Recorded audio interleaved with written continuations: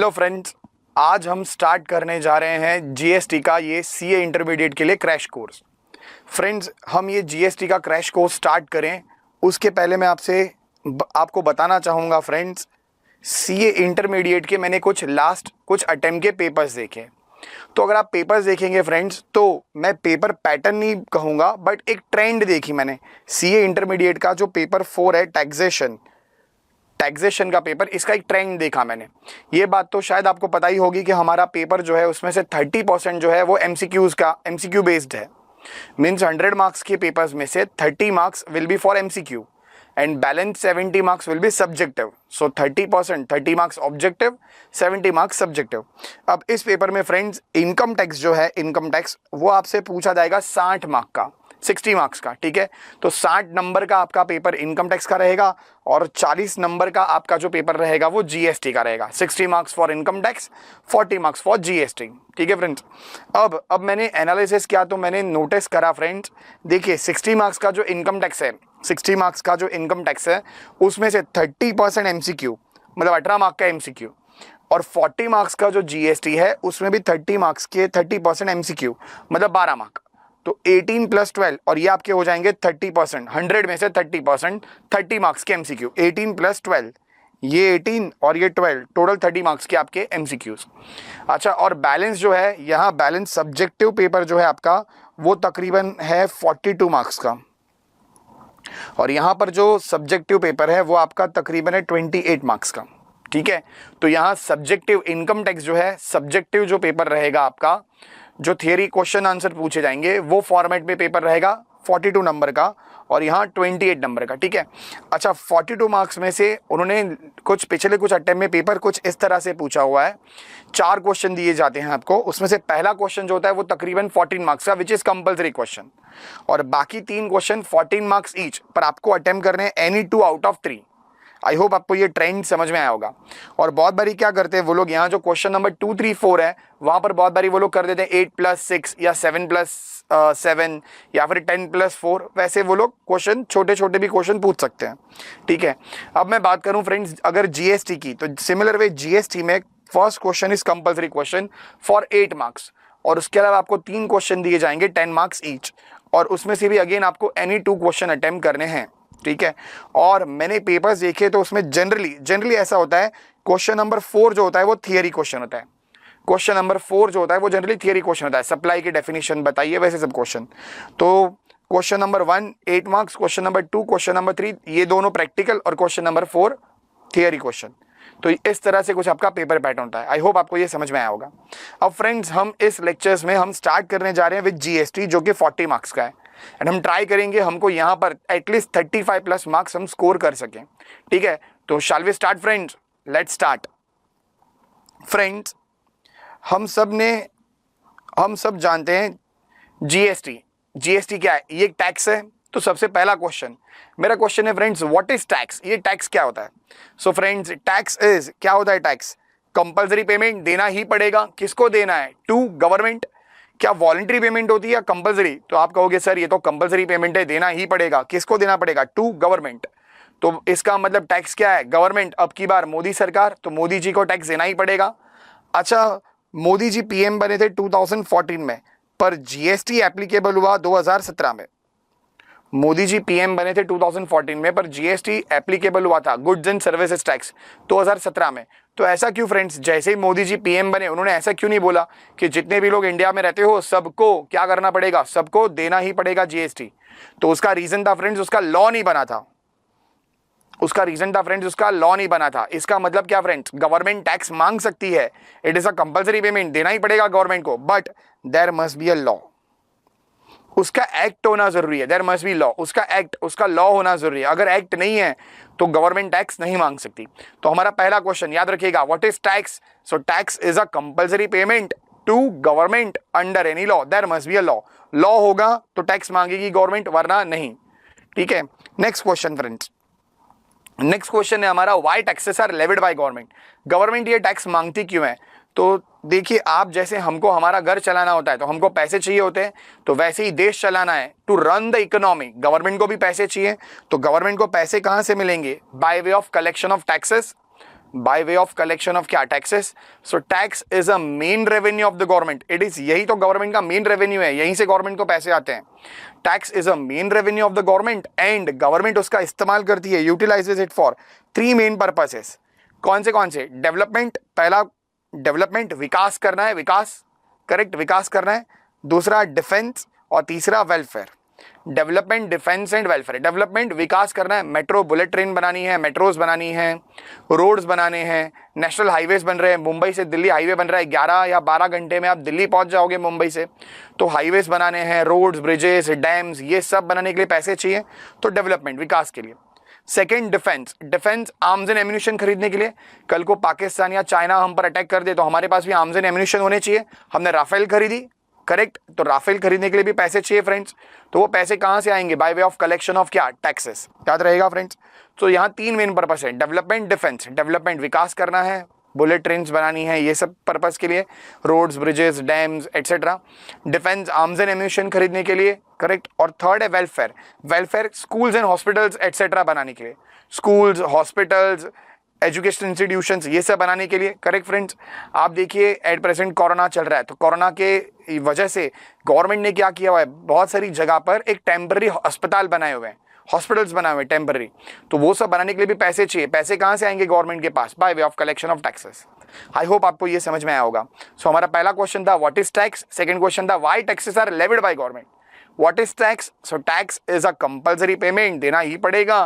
किसको? To government. और कब दोगे आप? ओनली इफ, अगर उसका लॉ है तो, वरना नहीं. अगर लॉ नहीं है तो हम टैक्स नहीं देंगे सर. ठीक है. उसके बाद why taxes are levied by government. तो पहला, it is main revenue of the government and second, it shall be utilized, it can be utilized by the government for development, defence and welfare. याद रहेगा friends. ठीक है sir, याद रह जाएगा, बड़ी आसान सी बात है ये तो. अच्छा नेक्स्ट, कितने टाइप के टैक्सेस होते हैं? तो 2 टाइप के टैक्सेस होते हैं, direct tax and indirect tax. अच्छा, पता कैसे चलता है कि जो आप टैक्स पे कर रहे हो डायरेक्ट है या इनडायरेक्ट? तो याद रखिएगा friends, if the tax is related to persons, if the tax is related to person, तो आप उसको क्या बुलाओगे? Direct tax, DT, direct tax. If the tax is related to goods और services, if the tax is related to goods और services, तो आप उसको क्या बुलाओगे फ्रेंड्स? Indirect tax. तो ये बात याद रखना फ्रेंड्स, अगर जो टैक्स है अगर वो रिलेटेड है पर्सन से तो इट इज डायरेक्ट टैक्स. अगर वो टैक्स रिलेटेड है गुड्स और सर्विसेज से तो आप उसको क्या बुलाओगे? Indirect tax. For example income tax. Income tax क्या होता है friends? Tax on the income, tax on income, correct. अगर आपसे कोई पूछे व्हाट इज इनकम टैक्स, तो just reverse it, what is income tax? Tax on the income. अगर आपसे कोई पूछे what is value added tax, value added tax, दिख रहा है आपको वैल्यू एडेड टैक्स, तो आप उससे क्या कहोगे? Tax on value added. अगर आपसे कोई पूछे सेल्स टैक्स, तो आप क्या कहोगे? Tax on sale, just reverse it. ठीक है फ्रेंड्स. तो अब हमारा क्वेश्चन है व्हाट इज इनकम टैक्स. तो tax on the income. Tax आपको पता है क्या होता है? हमने अभी अभी देखा, compulsory payment to government under any law. अब tax on the income, income क्या होती है? Tax on the income, income क्या होती है फ्रेंड्स? तो एक बात बताइए मुझे, इनकम, इनकम किसकी होती है? पर्सन की या गुड्स और सर्विस की? तो आप कहोगे सर गुड्स और सर्विस की कैसे इनकम हो सकती है? इनकम तो डेफिनेटली पर्सन की होती है. तो अगर इनकम पर्सन की है तो उसके ऊपर जो टैक्स लगने वाला है वो भी आप किसका बोलोगे? पर्सन का. तो क्या मैं कह दूं income tax is related to person? Income tax is related to क्या? पर्सन. तो आप इनकम टैक्स को क्या बुलाओगे? Direct tax. इनकम टैक्स को हम क्या बुलाएंगे friends? Direct tax, because income tax is related to person. याद रहेगा friends, income tax is related to क्या? पर्सन. आई होप आपको ये क्लियर हो गया रहेगा. अच्छा next, IDT, indirect tax. Indirect tax कब बोलोगे friends? If the tax is related to goods और सर्विसेज. अगर जो टैक्स है वो रिलेटेड है गुड्स या सर्विसेज से, तो अब हम उसको क्या बुलाएंगे? Indirect tax, correct. तो आप देखिए, पहला मैंने एग्जांपल लिखा जीएसटी. हम एक बार एग्जांपल पढ़ लेते हैं, फिर उनके मतलब चेक कर लेते हैं. GST, goods and services tax, इसके तो नाम में ही गुड्स एंड सर्विसेज हैं. फिर वैल्यू एडेड टैक्स, फिर सेंट्रल सेल्स टैक्स और एक्साइज ड्यूटी और कस्टम्स ड्यूटी, ये कुछ टैक्सेस हैं. चलिए इन सब के मतलब देखते हैं हम, फिर हम डिसाइड करते हैं ये इनडायरेक्ट टैक्सेस हैं या नहीं. अच्छा इधर देखना फ्रेंड्स, अब ध्यान से सुनना. मान लीजिए दोस्तों, एक ट्रेडर है, एक ट्रेडर है, ठीक है. और ये जो ट्रेडर है ये क्या करता है? तो ये गुड्स बेचता है. ट्रेडर क्या करता है दोस्तों? ये गुड्स बेचता है. और ये मान लीजिए ये है महाराष्ट्र, ठीक है, ये है हमारा महाराष्ट्र। ठीक है फ्रेंड्स, अब ये जो ट्रेडर है इसका नाम है मिस्टर एक्स, मिस्टर एक्स। ठीक है, और ये जो मिस्टर एक्स है फ्रेंड्स, ये है मुंबई वाला, मुंबई, और इसकी मुंबई में शॉप है, एक दुकान है इसकी। ठीक है, मुंबई में एक मान लीजिए कुर्ती की दुकान है। ठीक है, ये कुर्तियां बेचता है, या मान लीजिए शर्ट की दुकान है, शर्ट बेचता है, या फिर मान लीजिए फोन्स, मोबाइल फोन सेल करता है, तो मुंबई में इसकी शॉप है। और मान लीजिए फ्रेंड्स, इसके पास एक आदमी आया मिस्टर वाई, उसने ऑर्डर दिया है बहुत सारे मोबाइल्स का या बहुत सारे शर्ट्स का, तो मिस्टर एक्स जो है वो मिस्टर वाई को गुड्स बेच रहा है, मोबाइल्स, कुर्तीज, शर्ट्स, कुछ भी, टेलीविजन, फ्रिज। तो ये मिस्टर एक्स जो है मुंबई वाला, ये मिस्टर वाई को क्या कर रहा है, गुड्स बेच रहा है।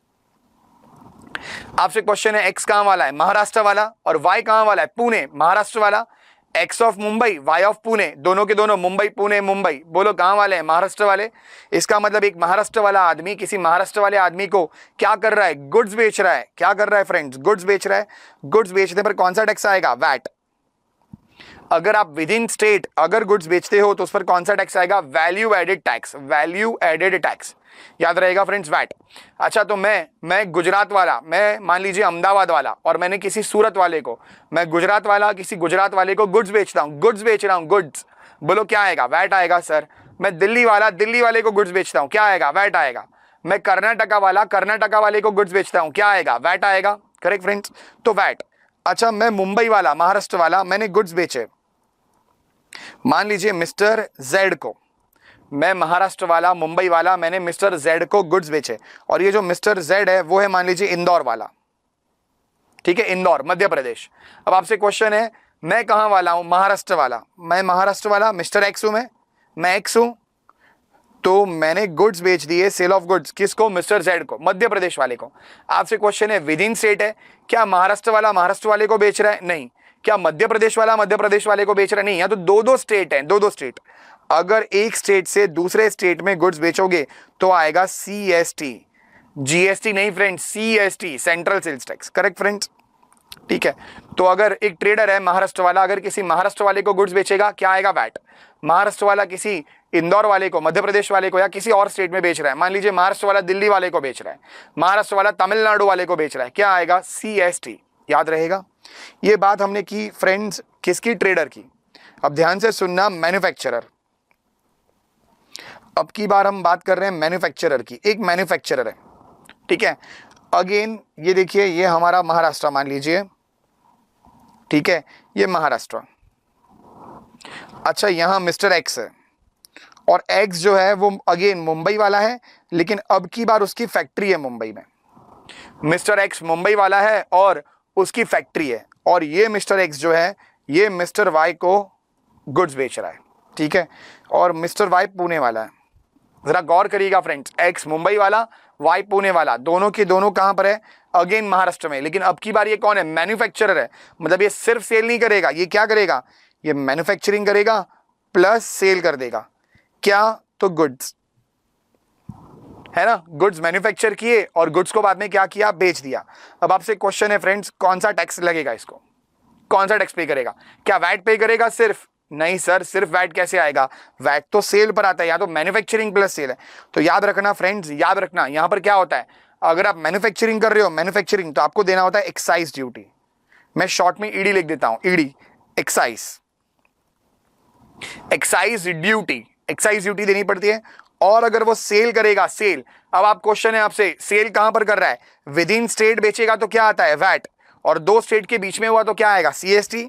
तो अब मैन्युफैक्चरिंग के ऊपर उसने क्या देना था, ईडी, और सेल के ऊपर उसको क्या देना पड़ेगा, वैट, क्योंकि महाराष्ट्र वाला आदमी महाराष्ट्र वाले को मैन्युफैक्चरिंग करने के बाद सेल करता है। तो अब की बार उसको क्या देना पड़ेगा, ईडी प्लस वैट। क्या आपको दोनों में डिफरेंस समझ में आता है फ्रेंड्स, दोनों में।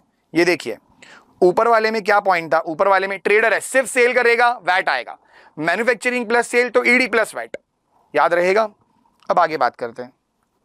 मान लीजिए ये मिस्टर एक्स, ये मिस्टर जेड को, मिस्टर जेड जो कि इंदौर वाला है, उसको गुड्स की मैन्युफैक्चरिंग करके फिर सेल करता है। सिर्फ सेल नहीं कर रहा है फ्रेंड्स, मैन्युफैक्चरिंग प्लस सेल। आपसे क्वेश्चन है, अब की बार बोलो उसको कौन सा टैक्स देना पड़ेगा, तो सर वो मैन्युफैक्चरिंग करेगा, मैन्युफैक्चरिंग, तो उसको एक्साइज ड्यूटी देनी पड़ेगी। अगर वो मैन्युफैक्चरिंग करेगा तो उसको कौन सा टैक्स देना पड़ेगा, ईडी देना पड़ेगा, प्लस बोलो, सेल भी कर रहा है, manufacturing plus sale, ED plus VAT आएगा या सीएसटी? सर वैट कैसे आएगा, सीएसटी आएगा। दो स्टेट की बात चल रही है यहाँ पर। आई होप आपको ये चारों पॉइंट क्लियर हो गए रहेंगे, ठीक है। मैं आशा रखता हूं, मैं उम्मीद रखता हूं आपको ये चारों पॉइंट क्लियर हो गए रहेंगे। पहला पॉइंट, अगर एक ट्रेडर है महाराष्ट्र के अंदर बेचेगा वैट, अगर महाराष्ट्र के बाहर बेच दिया सीएसटी, अगर एक मैन्युफैक्चरर है मैन्युफैक्चरिंग करके सेल कर रहा है विद इन महाराष्ट्र तो ईडी प्लस वैट, और अगर आउटसाइड महाराष्ट्र बेचा तो ईडी प्लस सीएसटी। याद रहेगा ये चारों बातें? ठीक है सर, याद रह जाएगा, ये देख लीजिए एक बार इसको, ठीक है। अच्छा, अब आपको दिख रहे हैं यहां पर कितने सारे टैक्सेस लग रहे हैं, कभी वैट, कभी सीएसटी, कभी ईडी, कभी ईडी प्लस वैट, कभी ईडी प्लस सीएसटी, करेक्ट। तो 2017 में जब मोदी जी 2014 में जब मोदी जी पीएम बने तो 2017 में उन्होंने क्या किया, इंडिया में एक नया टैक्स लेके आए। कौन सा? जीएसटी। इंडिया में एक नया टैक्स लेके आए जीएसटी, और उन्होंने नारा दिया one nation one tax, one nation one tax one market, one nation one tax one market. ये पूरा स्लोगन था उनका, one nation one tax one market. One market क्यों कहा गया? Because of E way bill, जिस पर हम अभी बात नहीं करेंगे, हमारा एक चैप्टर आएगा ई वे बिल, तब बात करेंगे। तो फिलहाल हम बात करते हैं सिर्फ वन नेशन वन टैक्स पर, सिर्फ बात करते हैं वन नेशन वन टैक्स। पूरा नेशन, पूरे इंडिया में एक ही टैक्स लगेगा। कौन सा? GST, only one tax, GST. इसका मतलब अगर कोई ट्रेडर मिस्टर एक्स वाई को बेचेगा, कुछ गुड्स बेच रहा है, बोलो कौन सा टैक्स आएगा, वैट या जीएसटी? Sir GST. कब से? 1 जुलाई 2017 से। 2017 में भी कब से? 1 जुलाई 2017 से, ठीक है। अच्छा, एक मिस्टर एक्स अगर मिस्टर जेड को गुड्स बेच रहा है, सीएसटी आता था पहले, अब क्या आएगा? जीएसटी। तो यहां पर भी जीएसटी, यहां पर भी जीएसटी। अच्छा, ईडी प्लस वैट नहीं, ये भी गया, यहां पर भी जीएसटी, और यहां ईडी प्लस सीएसटी नहीं, GST. In short, with in India आप कुछ भी करोगे, क्या आएगा? जीएसटी। याद रहेगा फ्रेंड्स। तो ट्रेडर अगर सेल कर रहा है, जीएसटी। मैन्युफैक्चरर अगर सेल कर रहा है, मैन्युफैक्चरिंग करके सेल कर रहा है, ओनली वन टैक्स, जीएसटी। अच्छा, और बात करते हैं फ्रेंड्स, अगर एक सर्विस प्रोवाइडर है, हमने मैन्युफैक्चरर की बात की, हमने ट्रेडर की बात की, एक सर्विस प्रोवाइडर है, सर्विस प्रोवाइडर क्या करेगा? सर्विस प्रोवाइड करेगा। सर्विस प्रोवाइडर क्या करेगा? सर्विस प्रोवाइड करेगा फ्रेंड्स। तो मान लीजिए जेके शाह क्लासेस गुड्स बेच रहे हैं या सर्विस दे रहे हैं? सर सर्विस दे रहे हैं, ये तो हमने कोचिंग सर्विस ले रखी है। तो मिस्टर एक्स इसको सर्विस दे दी, तो पहले क्या आता था? Service tax. ये कौन सी सर्विस है? Coaching service. पीवीआर सिनेमास, मैं और आप, मैं मिस्टर वाई, मैं मिस्टर योगेश मेहता, मैं मूवी देखने गया, तो पीवीआर वाले ने हमको एंटरटेनमेंट की सर्विस दी है। क्या आता था पहले? Service tax. तो मोदी जी ने क्या किया? 2014 से इसको भी हटा दिया, और यहां पर भी क्या लेके आए? सर्विस टैक्स भी नहीं, अब यहां पर भी क्या होगा? जीएसटी। तो इन शॉर्ट, अगर कोई सर्विस प्रोवाइडर सर्विस प्रोवाइड करेगा, क्या आएगा? जीएसटी। अगर कोई ट्रेडर अगर गुड्स बेच रहा है, क्या आएगा? जीएसटी। अगर कोई मैन्युफैक्चरर मैन्युफैक्चरिंग करके सेल कर रहा है, क्या आएगा? जीएसटी। याद रहेगा फ्रेंड्स। आई होप आपको सारे मीनिंग्स क्लियर हो गए रहेंगे, ठीक है। अच्छा, अब इधर देखना, तो यहां पर goods and services tax. So at present India में कौन सा टैक्स आ रहा है? GST, goods and services tax, ठीक है। तो जीएसटी। अच्छा, मेरे को बोलना, फिलहाल हमारा पॉइंट चल रहा है डीटी वर्सेस आईडीटी, तो मेरे को बोलना फ्रेंड्स जीएसटी क्या कहोगे? जीएसटी को it is related to goods और सर्विसेज। Yes sir. तो इसको आप क्या बोलोगे? Indirect tax. Value added tax, VAT. VAT कब आता था? तो वैट आता था सर अगर आप within state, with in Maharashtra goods बेचते थे तो आता था। तो वैट क्या मैं कह दूं? वैट भी क्या है? Indirect tax, because sale of goods पर आता है। सेंट्रल सेल्स टैक्स, सीएसटी, ये भी कब आता है फ्रेंड्स? सीएसटी आता है सर अगर आप एक स्टेट वाला आदमी दूसरे स्टेट में गुड्स बेचेगा तो सीएसटी, करेक्ट ना। तो अब फ्रेंड्स सीएसटी क्या मैं बोल दूं? It is sale of goods पर आता है, वो भी सेल ऑफ गुड्स पर आता है, ठीक है। तो वो भी क्या है? Indirect tax. ये सारे के सारे टैक्सेस गुड्स के रिलेटेड है। एक्साइज ड्यूटी, क्या मैन्युफैक्चर करोगे तो आएगा? गुड्स मैन्युफैक्चर या पर्सन? सर पर्सन थोड़ी ना मैन्युफैक्चर होते हैं, गुड्स ही मैन्युफैक्चर होंगे, है ना फ्रेंड्स। तो गुड्स मैन्युफैक्चरिंग, एक्साइज ड्यूटी क्या बोलोगे इसको भी? Indirect tax. याद रहेगा फ्रेंड्स। और last customs duty. Customs duty, तो जो लोग फ्रेंड्स इंपोर्ट एक्सपोर्ट करते, जो लोग इंपोर्ट एक्सपोर्ट कर रहे थे, बोलो एक आदमी है जो इंपोर्ट कर रहा है। इंपोर्ट करना मतलब यूएस से मान लो मैंने इंडिया में गुड्स खरीदे, या चाइना से मैंने गुड्स खरीदे इंडिया में, तो उसको आप क्या कहोगे? इंपोर्ट। मैंने गुड्स ऑस्ट्रेलिया में बेच दिए, उसको क्या बोलोगे? एक्सपोर्ट। और इंपोर्ट एक्सपोर्ट पर आता है इंपोर्ट ड्यूटी, और एक्सपोर्ट पर आता है export duty. Import duty, export duty, ठीक है फ्रेंड्स। और इन दोनों को ही बुलाया जाता है कस्टम्स ड्यूटी। अच्छा, आपसे क्वेश्चन है फ्रेंड्स, मोदी जी ने क्या नारा दिया था? वन वर्ल्ड वन टैक्स या one nation one tax? One nation one tax, इसका मतलब जो इंडिया के अंदर वाले टैक्सेस थे उसमें चेंजेस आए थे। Customs duty, customs duty, customs duty में थोड़े बहुत चेंजेस हैं, कस्टम्स ड्यूटी में थोड़े बहुत चेंजेस हैं, ठीक है।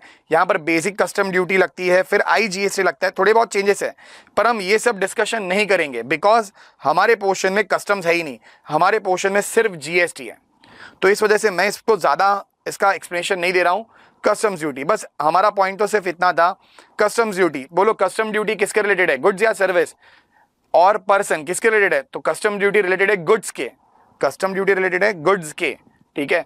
ठीक है, तो फ्रेंड्स ये सारे के सारे taxes, GST, VAT, CST, excise, custom, ये सारे किसके रिलेटेड है? गुड्स और सर्विसेज। याद रहेगा फ्रेंड्स। अब एक क्वेश्चन शायद आपके दिल में आया रहेगा फ्रेंड्स कि सर आपने वैट, सीएसटी, एक्साइज लिखा तो सही, लेकिन आपने अभी अभी तो कहा वैट, एक्साइज ये सब चला गया, करेक्ट ना? तो पूरी तरह से नहीं गया है फ्रेंड्स। हम आज ही देखेंगे थोड़ी देर में कि वैट, एक्साइज अभी भी कुछ गुड्स के ऊपर लगता है। कौन से गुड्स, वो हम नेक्स्ट वीडियो में देखेंगे, ठीक है फ्रेंड्स। तो फिलहाल तो आप इतना याद रखना, ये सारे इनडायरेक्ट टैक्सेस हैं बिकॉज रिलेटेड टू गुड्स और services. Next, burden, burden is on the person who has earned income. मैं कौन बनेगा करोड़पति में गया और मैं 1 करोड़ जीत गया, मैं कौन बनेगा करोड़पति में गया और मैं 1 करोड़ जीत गया। आपसे क्वेश्चन है फ्रेंड्स, बर्डन किसके ऊपर होगा? मुझ पर या अमिताभ बच्चन पर? तो डेफिनेटली मुझ पर, मेरी इनकम है, करेक्ट। अमिताभ बच्चन जब मुझे चेक देगा वो क्या बोलेगा? तेरी इनकम तेरा टैक्स, मैं कुछ नहीं जानता, तेरी इनकम है, तेरे को टैक्स देना पड़ेगा, करेक्ट।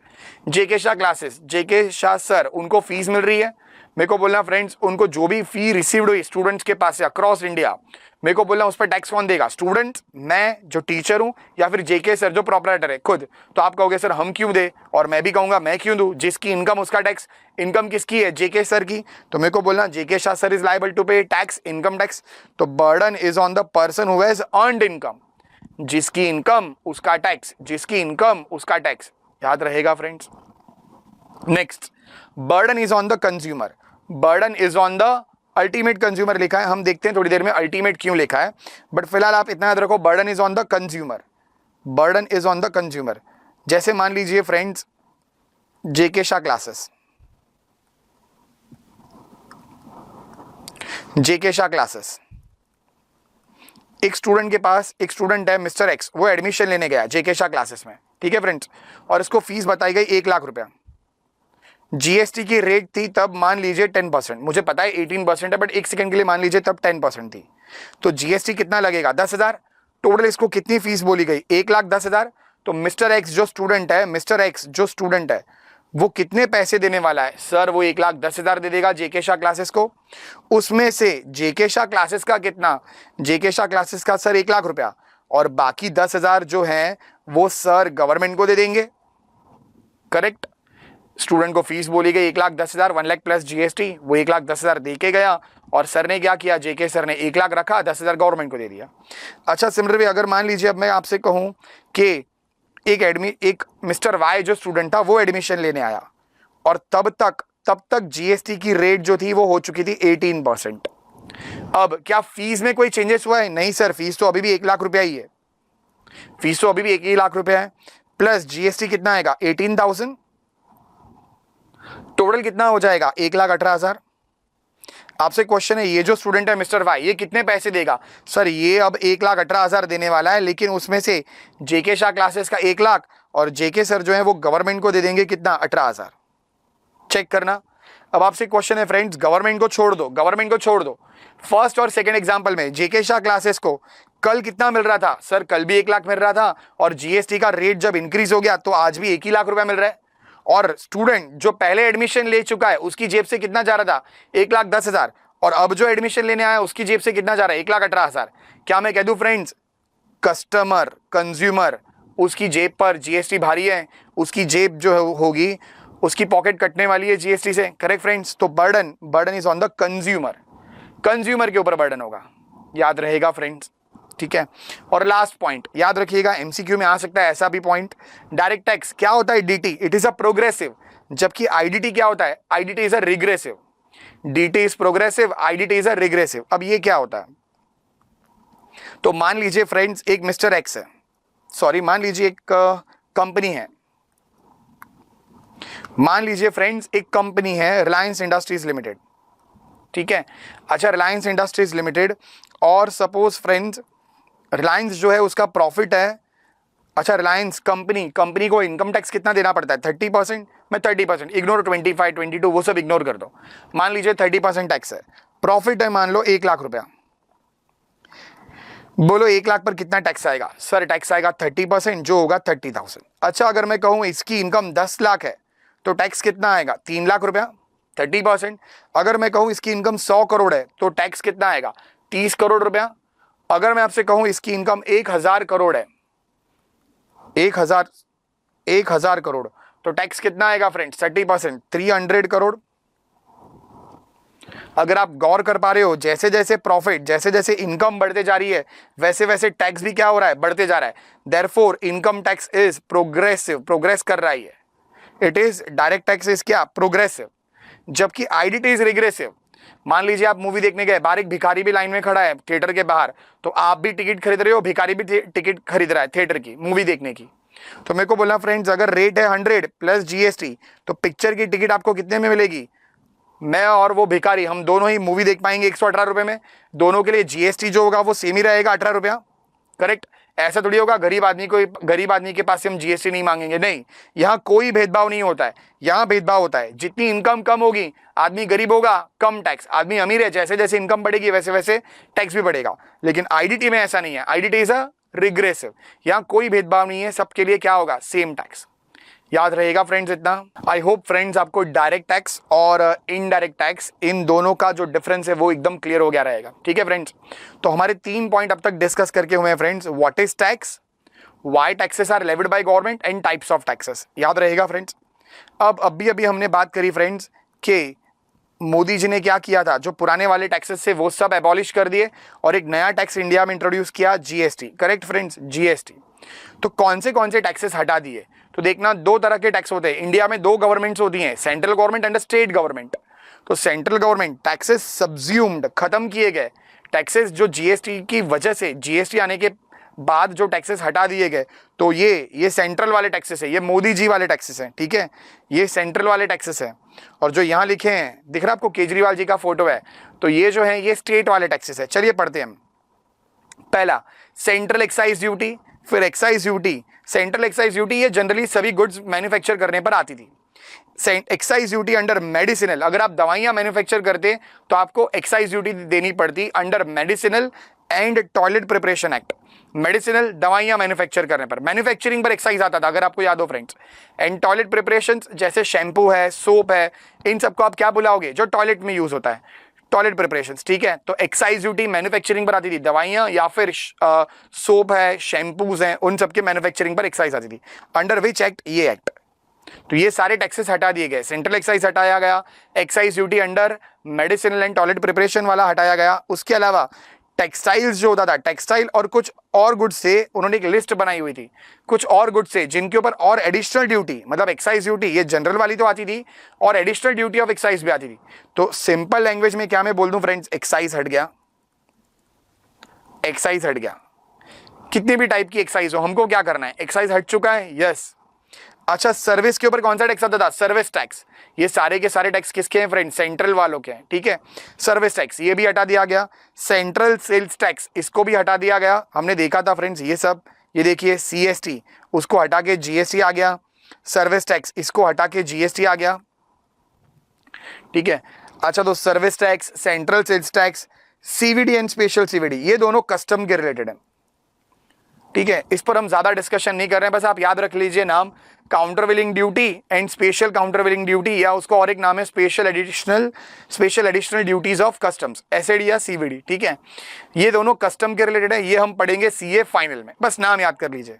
और लास्ट वाला कुछ सरचार्ज और कुछ सेस होते थे, कुछ सरचार्ज और कुछ सेस होते थे सेंट्रल गवर्नमेंट के, वो भी हटा दिए गए, ठीक है। तो एक्साइज हट गया, 3 तरह की एक्साइज होती थी, सर्विस टैक्स हट गया, सीएसटी हट गया, सीवीडी स्पेशल सीवीडी हट गया और कुछ सरचार्ज और सेस हट गए। अब स्टेट के कौन से टैक्स हट गए, तो हमने देखा था वैट, अगर आपको याद हो, विद इन महाराष्ट्र अगर आप गुड्स बेचोगे वैट आएगा। उसके अलावा लॉटरी बैटिंग गैम्बलिंग के ऊपर कुछ टैक्स लगते थे, उसको हटा दिया गया। कुछ एंटरटेनमेंट टैक्स होते थे, आपने देखा होगा हम मूवी देखने जाते थे पहले, तो मूवीज टिकट के ऊपर लिखा होता था एंटरटेनमेंट टैक्स, उसको हटा के क्या लाया गया, जीएसटी। फिर कुछ जो 5 स्टार होटल्स हैं, 5 स्टार 7 स्टार, कुछ 5 स्टार और कुछ 7 स्टार जो होटल हैं, उन होटल के ऊपर लग्जरी टैक्स लगाया जाता था, उसको भी हटा दिया गया।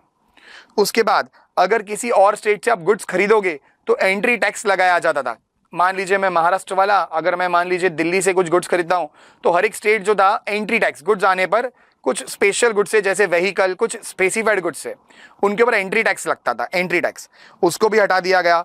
कुछ हमने एडवर्टाइजमेंट कर दी, तो जो स्टेट गवर्नमेंट वाले थे वो लोग टैक्स ऑन एडवर्टाइजमेंट मांगते थे, कुछ स्टेट्स में ही थे ये टैक्स ऑन एडवर्टाइजमेंट। उसके अलावा कुछ स्टेट के कुछ सरचार्ज और सेस थे, ये सारे के सारे टैक्स हटा दिए गए।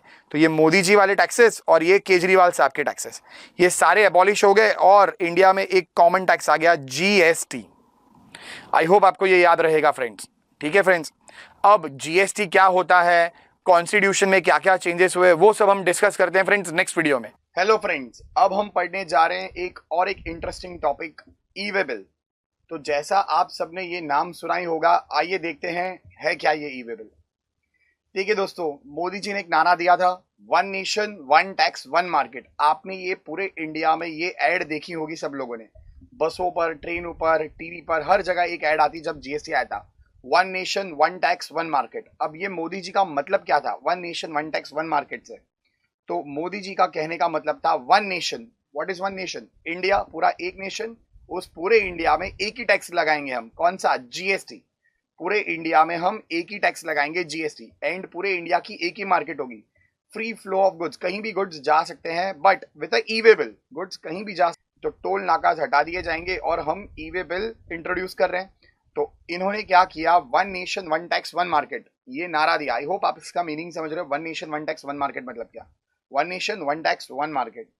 अब देखिएगा फ्रेंड्स, ई वे बिल, तो ई वे बिल जो है उसके फॉर्म्स कौन से हैं? तो देखिएगा, पहला फॉर्म जो है वो है जीएसटी ईडब्ल्यूबी 01, जीएसटी ईडब्ल्यूबी 01, जीएसटी ई वे बिल 01।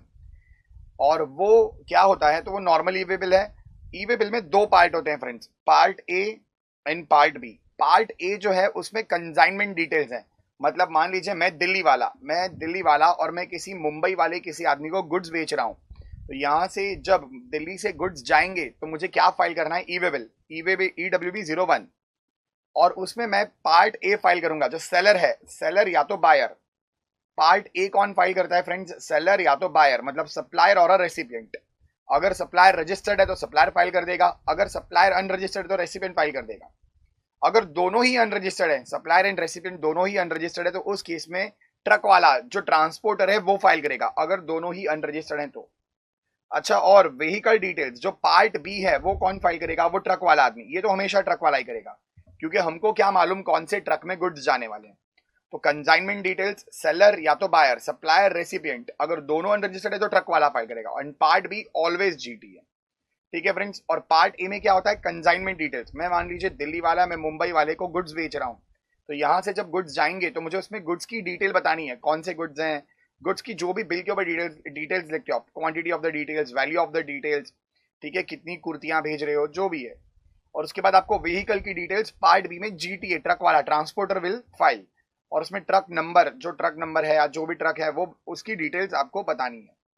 उसके अलावा एक होता है फ्रेंड्स जीएसटी ईडब्ल्यूबी 02, ये होता है कॉन्सोलिडेटेड ई वे बिल। वो क्या होता है फ्रेंड्स, वो हम देखेंगे बाद में। तो बस आप फिलहाल याद रखिएगा, जीएसटी ईडब्ल्यूबी 01, जीएसटी ईडब्ल्यूबी 02। अच्छा, जैसा मोदी जी ने कॉमन पोर्टल बनाई है, कॉमन वेबसाइट, रजिस्ट्रेशन के लिए, रिटर्न्स के लिए, पेमेंट के लिए, वो एक अलग वेबसाइट है। ई वे बिल की वेबसाइट अलग है। बताइए क्या है ई वे बिल की वेबसाइट? तो जो आपको स्क्रीन पर दिख रही है, www.ewaybillgst.gov.in, ये ई वे बिल की अलग वेबसाइट है। इंडिया में इतने सारे गुड्स हैं जो ट्रांसपोर्ट होते हैं डे टू डे बेसिस पर, तो ई वे बिल के लिए मोदी जी ने अलग ही वेबसाइट बनाकर रखी है। उसके बाद फ्रेंड्स, तो हमारे दो पॉइंट हो गए, forms and website, common portal. उसके बाद आपको ई वे बिल बनाना कब है, अब कौन बनाएगा ये तो हमने बात कर दी, कौन बनाएगा, फॉर्म नंबर क्या होगा, वेबसाइट कौन सी है, लेकिन कब बनाना है? तो देखिएगा, याद रखिएगा दो चीजें। एक, जब गुड्स की मूवमेंट होती है, जब गुड्स एक जगह से दूसरी जगह जाते हैं, गुड्स की मूवमेंट होती है तब। एंड दूसरा साथ साथ क्या होना चाहिए, प्लस कंसाइनमेंट वैल्यू, जो गुड्स हैं उसकी वैल्यू जो है it is more than 50,000। Consignment value क्या होती है वो नीचे नेक्स्ट पॉइंट में लिखा है।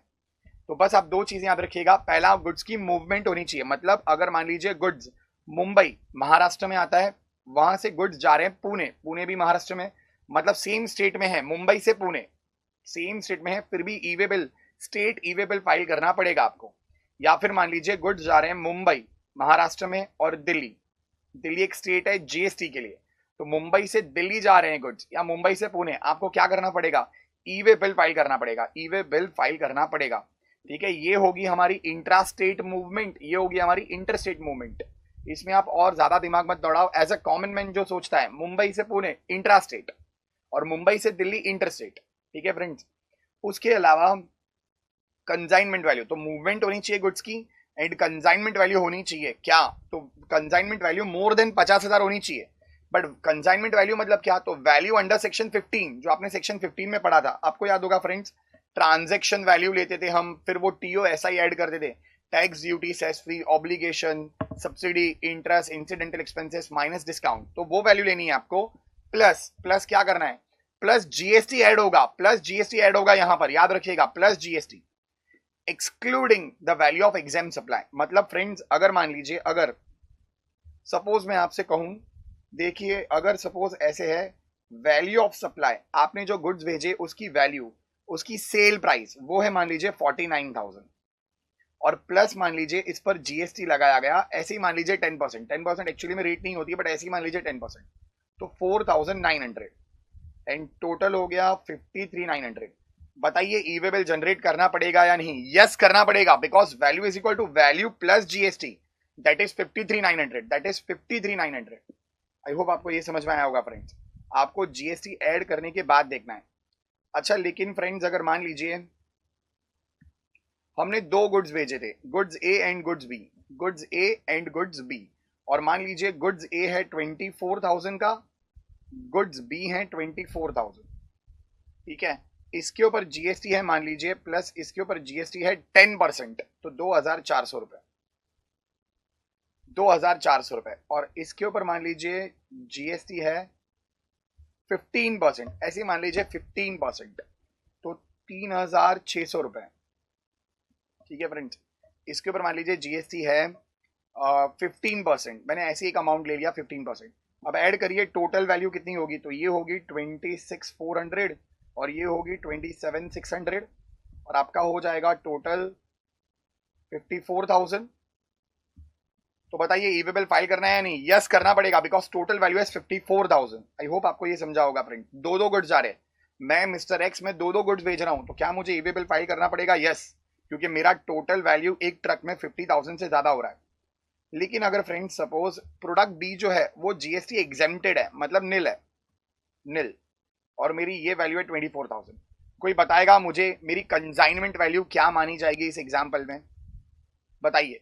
26 प्लस 24 करूं, नहीं, आप पढ़िए आगे क्या लिखा है, excluding the value of exempt supply, मतलब एग्जाम सप्लाई ई वे बिल के लिए आप नहीं कंसिडर करेंगे, एग्जाम सप्लाई आप ई वे बिल के लिए नहीं लेंगे, मतलब ई वे बिल पर्पस के लिए आपका ये होगा 26,400, और आपको इस केस में ई वे बिल फाइल करना है या नहीं, तो नहीं करना है।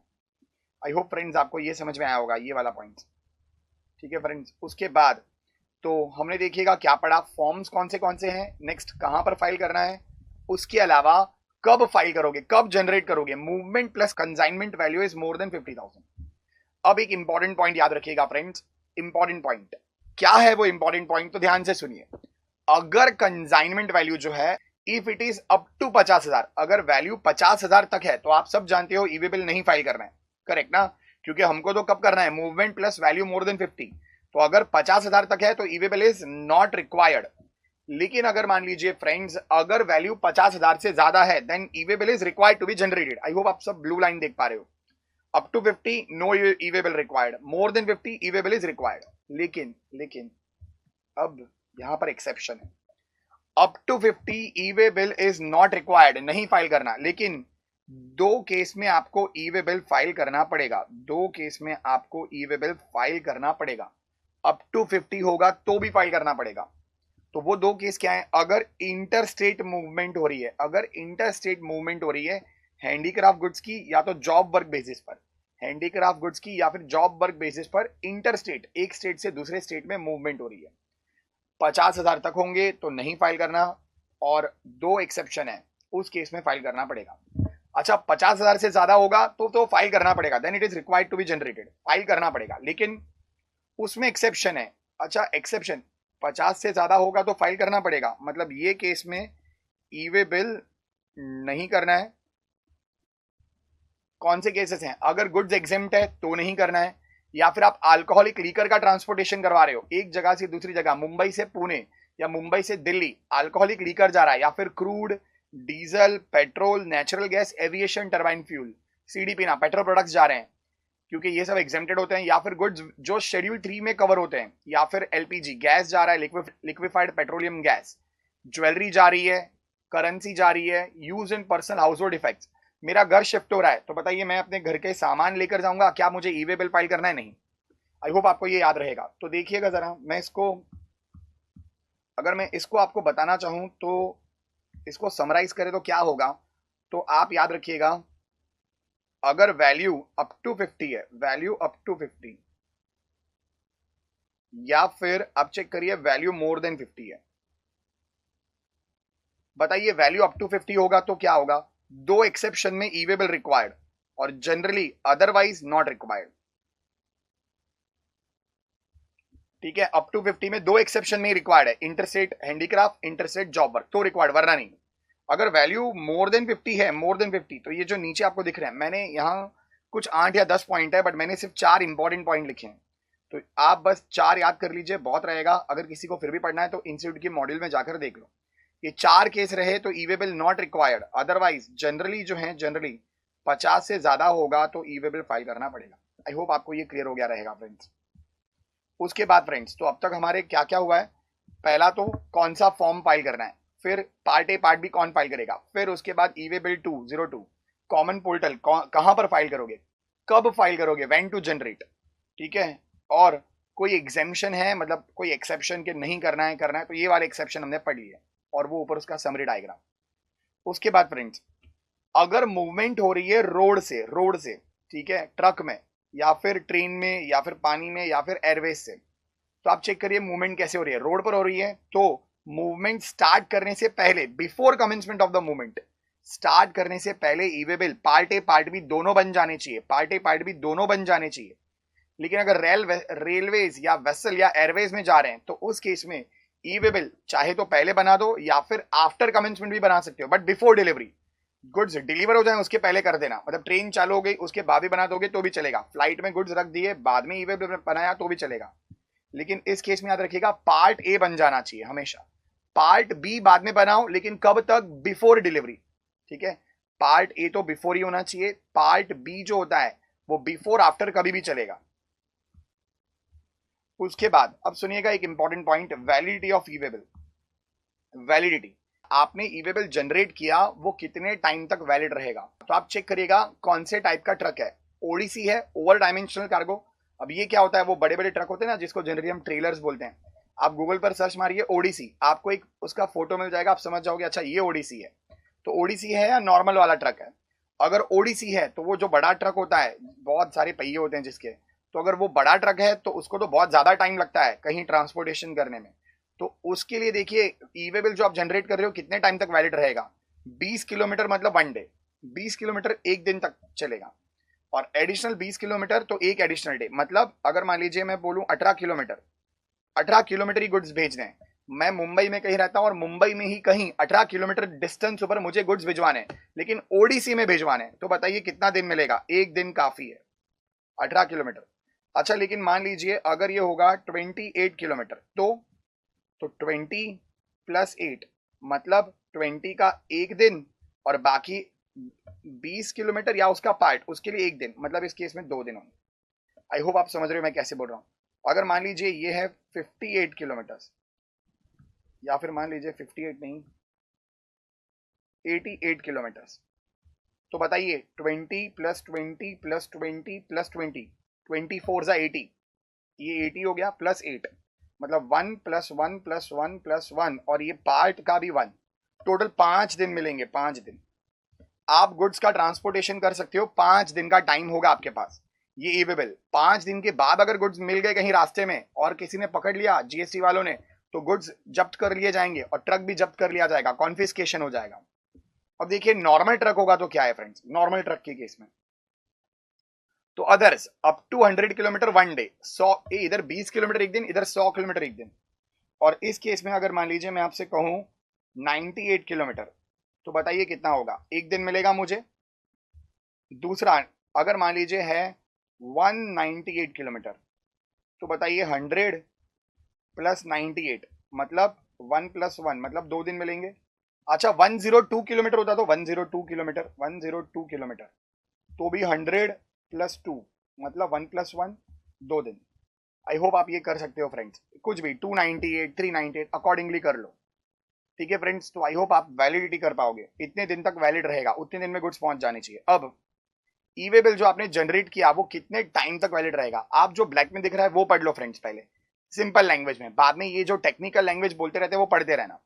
तो देखिए सिंपल लैंग्वेज में मैं क्या बोलना चाहता हूं, अगर मान लीजिए ई वे बिल जनरेट किया है रात को 12:15 पर, रात को 12:15 या दोपहर को 12:15 या किसी भी टाइम पर, एनी टाइम, कब, 21 जनवरी को, 21 जनवरी को किसी भी टाइम पर ई वे बिल जनरेट किया। अगर मान लीजिए एग्जाम्पल है 21 जनवरी, 21 जनवरी कभी भी जनरेट किया, तो उस केस में मेरा पहला दिन, हमको एक दिन मिलता है 20 किलोमीटर और 100 किलोमीटर एक दिन।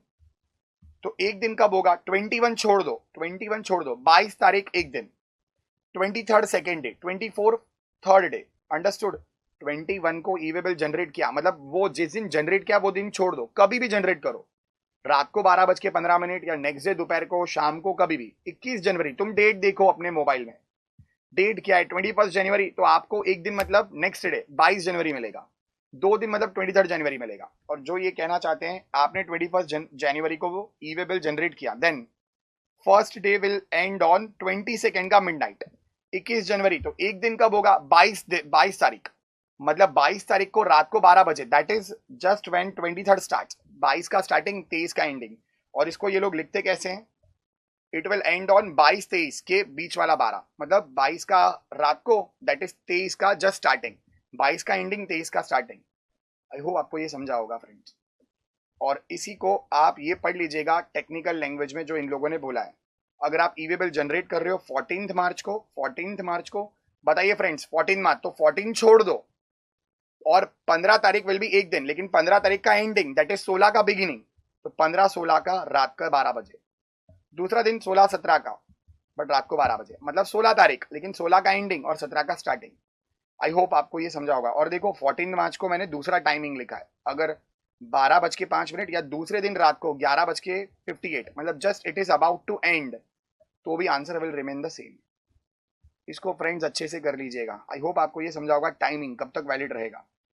नेक्स्ट है cancellation of E way bill. अगर मान लीजिए ई वे बिल में कोई गलती हो गई, पार्ट ए पार्ट बी में कुछ मिस्टेक कर दी, 1000 कुर्ती भेजनी थी लेकिन हमने गलती से 1200 लिख दिया या 800 लिख दिया, तो आपको अमेंडमेंट चेंजेस नहीं कर सकते, आपको क्या करना पड़ेगा, ई वे बिल कैंसिल करना पड़ेगा। या फिर ऑर्डर ही कैंसिल हो गया तो भी cancellation of E way bill कितने घंटे में कर सकते हो, 24 घंटे में of the generation of E way bill. E way bill generate करने के 24 घंटे में कर सकते हो। लेकिन मान लीजिए अगर गलती हो गई, तो मुझे लिखना था 1200 लेकिन गलती से 1000 कुर्ती लिख दिया, लिखनी थी 1200 कुर्ती लेकिन गलती से 1000 कुर्ती लिख दी मैंने, तो उस केस में क्या होगा, जो गलती की है उसके लिए कैंसिलेशन करो और नया ई वे बिल, फ्रेश ई वे बिल फाइल करना फ्रेंड्स। उसके बाद एक कॉन्सेप्ट है जो आपको याद हो, EWB02 बोला था मैंने, कॉन्सोलिडेटेड ई वे बिल। अब एक ट्रक वाला है फ्रेंड्स, ट्रक वाला, ये ट्रक वाला मुझे बताइए फ्रेंड्स कितने ई वे बिल संभाल के रखे। एक ट्रक के अंदर थोड़ी एक ही आदमी के गुड्स होंगे, बहुत सारे लोगों के गुड्स होंगे। और मान लीजिए एक ट्रक के अंदर 25 लोगों के गुड्स हैं, तो क्या 25 ई वे बिल लेके घूमेगा क्या, नहीं। तो क्या करे वो, एक कॉन्सोलिडेट कर दे, मतलब 25 का बिल इकट्ठा करके एक नया ई वे बिल फाइल करे, एंड में एक नया ई वे बिल फाइल करे कि मैं इस ट्रक में 25 बिल लेकर जा रहा हूं, और बाद में वो सिर्फ एक कॉन्सोलिडेटेड ई वे बिल जो होगा कैरी करे। आपको याद होगा फ्रेंड्स, मैंने टैक्स इनवॉइस चैप्टर में आपको बोला था, जब गुड्स की मूवमेंट होती है, गुड्स की मूवमेंट, तो गुड्स की मूवमेंट करने से पहले दो चीजें, उसका कवरिंग डॉक्यूमेंट इज नेसेसरी, दो चीजें होनी जरूरी है।